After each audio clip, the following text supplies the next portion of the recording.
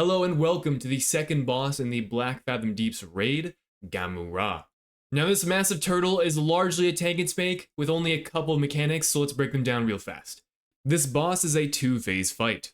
In phase 1, the boss applies a shield to itself with 100 stacks that reduces all damage it takes by a significant amount.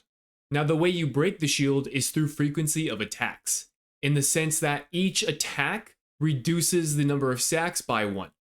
Now, I'm not sure at this point whether or not all sources of damage contribute to reducing the shield's number of stacks. For example, does each tick of a dot reduce the number of stacks on the shield? That much I don't know.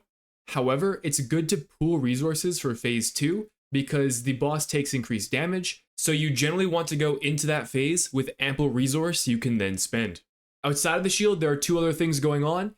Tanks will take stacks of armor crunch. This is just a taunt swap mechanic. And a bunch of little balls will be scattered around the room. Just make sure you don't stand in them, they do damage to you.